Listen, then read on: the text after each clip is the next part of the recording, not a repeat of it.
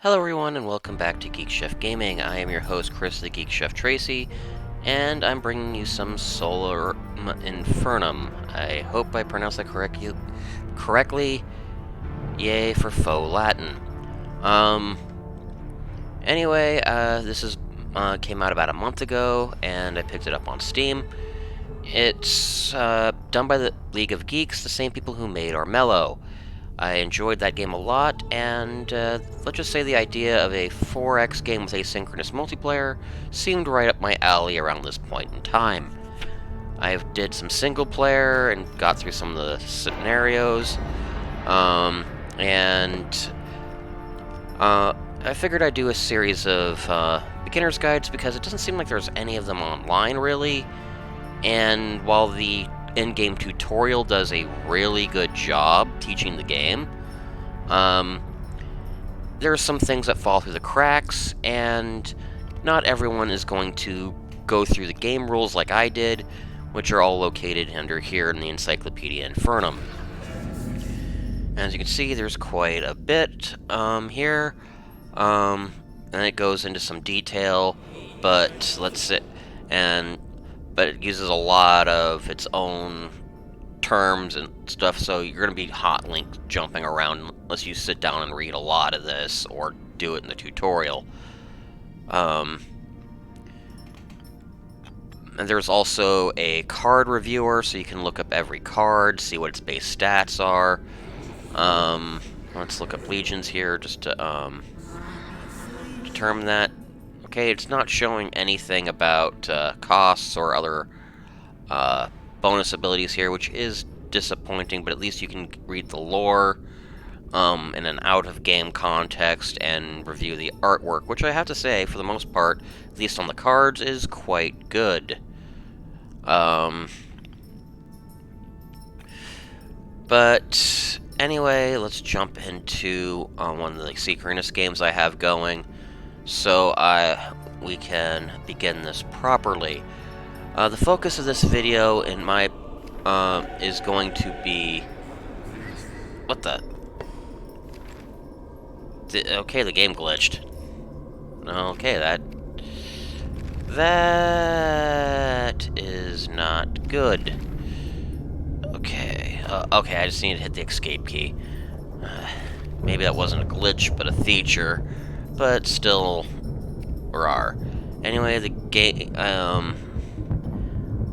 turns played out, and now I need to choose what I want to do.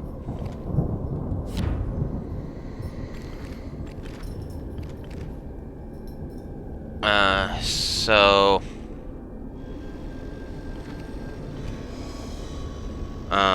anyway, economy, that's what I'm here to talk about. Let's poke into the bazaar, because this is actually the most convenient place to look up all this. We'll start with one of the most basic currency in the game, souls, these little ghost-like things here. Souls are the most basic currency in the game. Practically everything uses them. This legion here is actually one of the few exceptions. But almost everything uses souls, they're almost always useful. But they're very rarely useful on their own.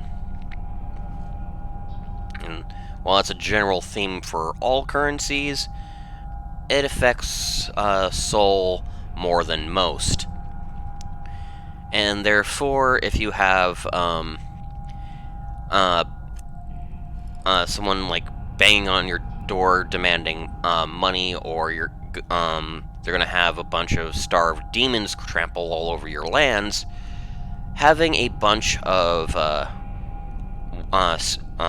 soul coins worth only one is actually quite useful, because paying off bribes, well, demands, I should say, they're not bribes, is is based off of number of coins you give them, not the actual value of the coins, interestingly enough. So it could be a prince in the late game demanding money, but you can have only one. But you can just give them 6 soul or other single value tokens and say, okay, here's a pittance. Get off my lawn. Then let's get into the next currency, and that is Ichor. Ichor, how do you pronounce that really? It's hard to say because it's never really spoken. It's only ever seen in text from my. Most people just say slime, ooze, awful, gore to describe that type of stuff. Mucus. You get the point. Some people call this resource blood because it's just a droplet symbol, but it is the primary resource for hiring legions. It's also the primary. It's used primarily for hiring legions, hiring praetors, who are basically your champions in this game, and as you can see, pretty much everyone here requires blood except this dude. All the praetors require blood, or Ichor. It's just easier to say blood, but it's just called Ichor because Legacy, because this is technically a rebooted game. But it's also the most important resource when leveling up the Wrath tree. As you can see, this one level costs 7, this one costs 5, all the way up to 17 for level 6. And so if you want to use a lot of the Wrath-based abilities, well, there aren't many, but they are quite useful. That's where they would be used. It's also worth mentioning that Ichor is also used in the Charisma tree. Over here, in fact, Charisma uses everything. And that is partially by design, because this is basically where it's low costs, but it's spread out over everything. So if you have a little bit of everything, Charisma can go up. There's a couple hybrid ones, which are basically Prophecy and being the other one other than Charisma. But this one's basically all just the next resource, Hellfire.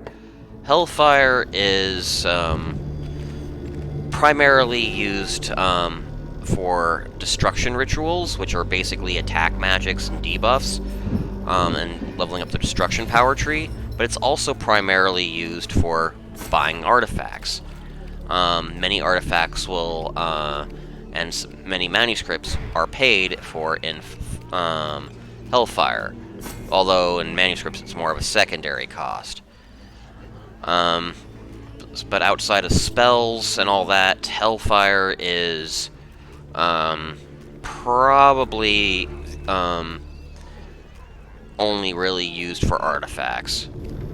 Also, higher end monsters may also require it. The legions here, because as you see, the higher level ones, because over here is their level 3, they require it. The level 5 one certainly requires it. And so you'll always want to have some on hand, but if you're not focusing on the slinging spells and building up destruction, you can mostly avoid fire. You'll still need it, especially for higher, like I said, higher level legions. But it's definitely a secondary resource, which brings us on to the next resource, the fourth and final primary currency, darkness. Darkness is primarily associated with the Deceit tree. It also is associated with Prophecy along with Hellfire. And this is definitely one you're going to want to see a lot of. Primarily because you want your money. Well, everyone wants money. But tired, not speaking clearly. You want to Deceit tree up. There's a lot of useful abilities there, and some of which, especially at the higher levels, are damn near broken. And so you're going to want to see a lot of this. And like I said, it's often used as a currency to buy higher level legions like this guy require 6 shadow, and then it's also used in artifacts and manuscripts as well.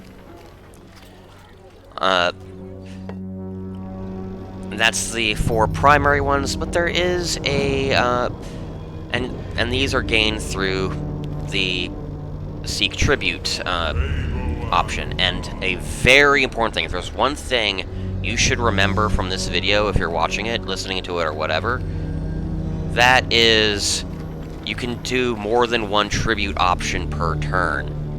This is huge, as trying to level up your powers is kind of key, and that's going to be one of probably my next video in this series is going to be about powers.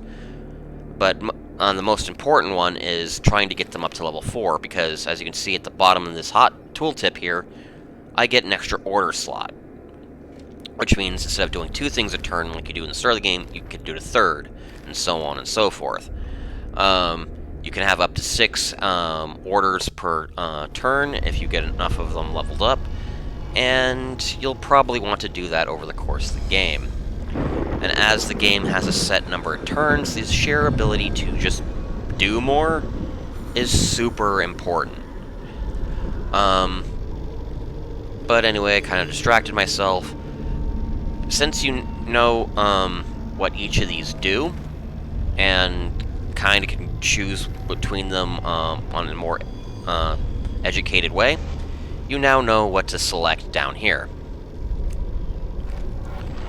Now that said, there can also be spent on using events, like Root to Rescindment here. That has a cost, as you can see there popping up. And that's and there's also many monsters have an upkeep cost. I keep saying monsters, but they're actually legions. Yay for specialized in-game terms, but this one says it uses 2 Hellfire per turn to maintain its service. Failure to do that at the end of your turn, it disappears. And you have to wait until it cycles back into the rotation here at the auction house to get it again. And many spells also have prolonged effects, and that will cost resources, and that's associated with each one. Like Evil Ward here, for example, that has an upkeep cost.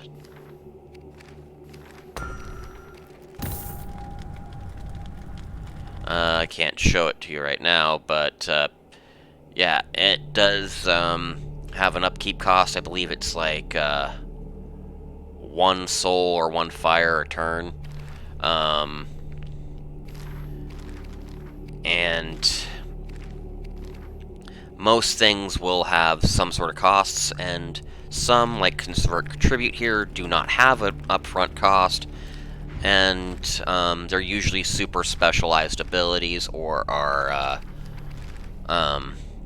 character specific, such as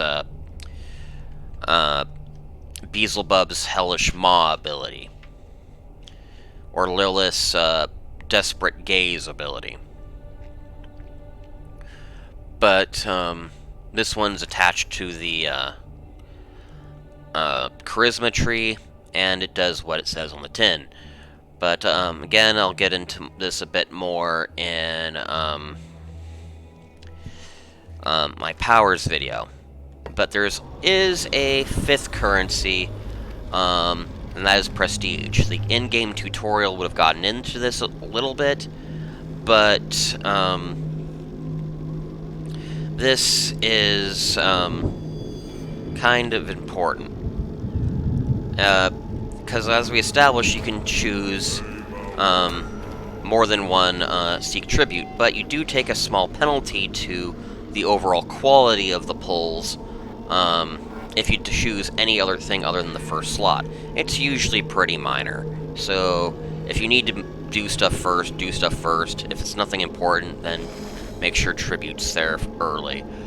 But to ensure you get better Tribute, you want to rank up, and that costs a certain amount of prestige. and I have enough prestige here, and once I do this, my quality of tribute will go up, and it'll just be a little bit better. And so you'll get a little bit more per pull. Well, each coin will become more valuable. It can sometimes be useful to invoke tribute late in your turn, especially if you need to gather a bunch of low-value tokens, because you suspect someone's going to come and basically try robbing you at Hungry Demon on the front lawn point. Magic Staff barrel point. Yay for fantasy analogies not translating well to American idioms. But leveling up this is also super important as well, because it unlocks more powerful diplomatic options.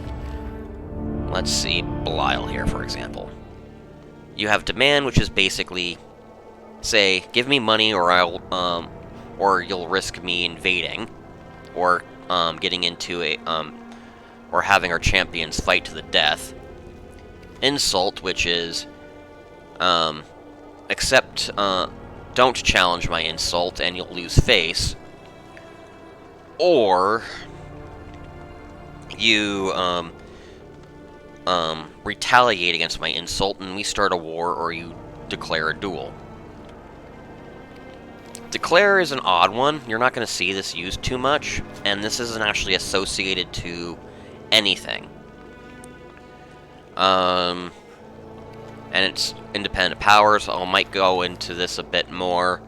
Well, I'm doing diplomacy now, so might as well. Declare Blood Feud is a special one. You'll need to either beat beat them in 3 wars, or vendettas as they're called in this game, and then this option will light up, and you have the option now to just wipe them off the board. Because normally you can't attack their capital, aka their stronghold, unless it's a blood feud. Likewise, you have assert weakness. If they basically keep paying your demands or refusing to challenge your tribute, you can just call them a pansy-ass bitch and basically declare war on them unilaterally because they're too weak for respect. Propose is a bit different. Bloodlord basically means vassalize the person. They now work for you. You get half their prestige at point of done, and you can travel through each other's territories freely, but you both share diplomatic status. So if they get into a war, whoever they're at war with can invade you, and vice versa. And it's inverse as vassalized, is saying you're getting your ass kicked, you can ask someone to protect you. Send embassy is, basically is you're buying a truce. You give them a very heavy bribe, and then they'll be prevented from doing anything bad to you until it's either insult or demand, until the number of turns that the amount you bribe them for effectively buy. And you'll notice that each one of these costs a different amount of prestige to engage in. My character Mamnon also has a special one. Some characters do have a character-specific one. You are going to have to read the tooltip to learn more, at least until I do a character one. Message is mostly for online games, and you can just say, ask for help, do character text, try to convince them to all gang up on somebody else. You know, standard stuff. Unlike Armello, it's actually type your shit, but rather than pre-generated messages in Armello. This can lead to abuse, and unlike most things you can do, it doesn't actually count an action, so there's no real penalty to do it, but don't be a dick. And so if someone does something to screw you over, that's kind of the name of the game. Because everyone's trying to screw over everyone in this game. Anyway, we'll end this turn here, and,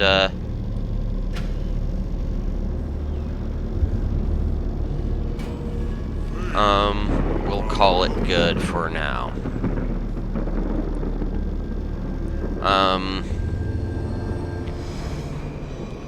Okay, the turn ended.